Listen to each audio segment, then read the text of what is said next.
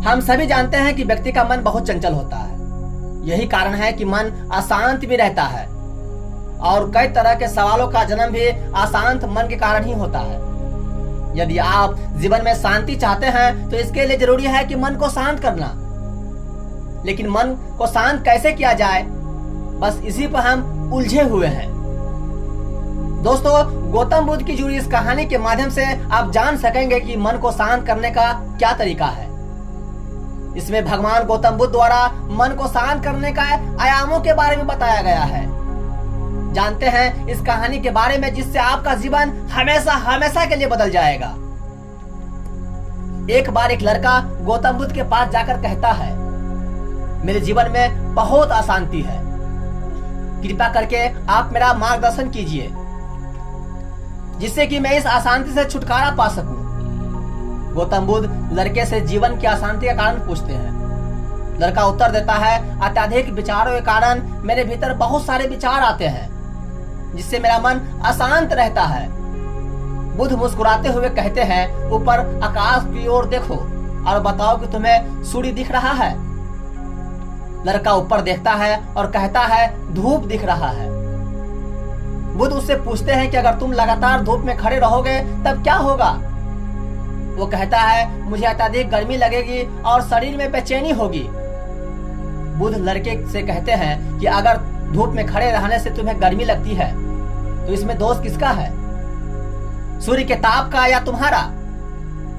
लड़का कुछ सोचने के बाद कहता है, इसका जवाब आप ही बताइए।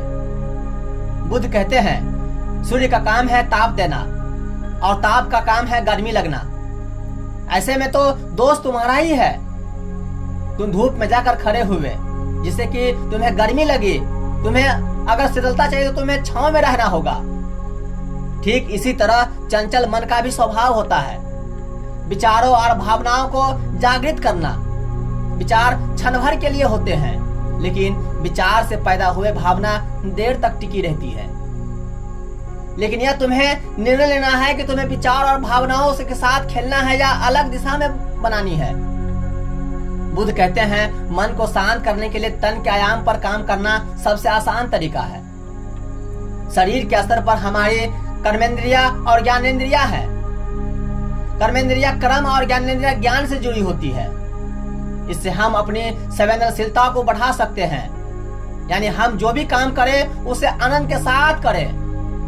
मन के आयाम से हटाकर तन के आयाम पर जाने से ही तुम्हारा चित्त शांत होगा। ऐसा करने से तुम मन के आयाम से हटकर शरीर के आयाम पर आ जाओ, ठीक उसी तरह जैसे तुम धूप से हटकर छांव में आ सकते थे। मन के आयाम से हटने पर तुम्हारा जागरूकता तन पर आ जाएगी। जब तुम तन के आयाम पर काम करोगे तब तुम्हारा चित्त शांत होगा। इसके लिए हर काम को तन के आयाम पर करने से मन स्वतः शांत हो जाता है। लड़का बुद्ध से कहता है, अपने भीतर के सुर को कैसे सुने। बुद्ध कहते हैं कि किसी शांत स्थान पर रहकर जहां शांति हो तब अपनी आंखें बंद करो और मन के भीतर चल रहे शोर से हटकर भीतर के सुर को सुनने की कोशिश करो। सुर निरंतर चलता रहता है, लेकिन बाहर के शोर के कारण तुम अपने मन के भीतर चल रहे सुर को नहीं सुन पाते हो। जब तुम अपने दोनों कानों को अपने हाथों से बंद कर दोगे तभी मन के सुर को सुन पाओगे। इस तरह तुम मन की अशांति से दूर हो जाओगे और तुम्हारा मन शांत हो जाएगा। दोस्तों, आपको इस कहानी से क्या सीख मिला कि जब इंसान अपने अंदर की आवाज को सुनता है तो इंसान हर वो परेशानी, हर वो दर्द को समझ पाता है। लेकिन मैं अपने अंदर की आवाजों को नहीं सुन पाता हूं क्योंकि मैं बाहर की आवाजों से उलझा हुआ हूं, बाहर की कर्मों से उलझा हुआ हूं। जब मैं बाहर के कामों से और बाहर के कर्मों से अगर मैं फ्री होकर अंदर की आवाजों को सुनना शुरू कर दूंगा तो शायद मेरे जिंदगी में वो खुशियां, वो शांति उत्पन्न हो जाएगी जिसकी मुझे जरूरत है, जो हम चाहते हैं।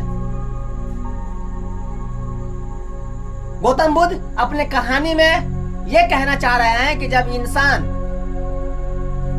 जिस चीज की जरूरत है अगर उस चीज को अपने तन मन धन के साथ अगर वो चीज करता है तो इंसान के अंदर वो खुशी आती है। लेकिन हम जो चाहते हैं वो हम करते नहीं, हम जो करते हैं वो हम चाहते नहीं, इससे हमारा मन हमेशा अशांत हो जाता है और मुझे कहीं शांति नहीं मिलती। और शांति हम बाहर ढूंढते हैं, जो कि बाहर ढूंढने से शांति नहीं मिल पाता। शांति अगर मुझे मिलेगा तो मेरे अंदर ही होगी, न कि बाहर होगा। जब मैं अपने बाहर की वातावरण को, बाहर की आवाजों को बंद करके जब हम अपने आवाज अंदर की आवाजों को जब सुनते हैं तो मेरा मन शांत होगा और अशांति अपने आप भाग जाएगा। दोस्तों, मानव दिमाग की एक तारीफ करने वाली बात यह है कि एक बार में वो एक ही बात सोच पाती है। जब आप अच्छा सोचते हैं तो बुरा अपने आप भाग जाता है, जब बुरा सोचते हैं तो अच्छा अपने आप भाग जाता है। जब आप शांति महसूस करते हैं, जब शांति के बारे में सोचते हैं तो अशांति अपने आप आपसे दूर हो जाती है, और जब अशांति के बारे में बात करते हैं तो शांति अपने आप दूर हो जाता है। इसलिए दोस्तों, आप अपने अंदर की आवाजों को सुनिए। जब अपने अंदर की आवाजों को सुनेंगे तो आपके जिंदगी में खुशियां भी आएगी और शांति भी महसूस होगा, और ऐसा शांति और ऐसा खुशियां महसूस होगा जिसे आप बरसों से इंतजार कर रहे हैं, जिसे आप बरसों से खोज रहे हैं कि शायद मेरे पास भी शांति हो जाए और मेरे पास भी खुशियां हो जाए। तो दोस्तों, मैं इस बात को यही विराम देता हूँ। इसी के साथ मैं आपसे विदा लेता हूँ। जय हिंद, जय भारत। फिर मिलते हैं एक नए विचार के साथ। जब तक के लिए नमो बुद्धाय।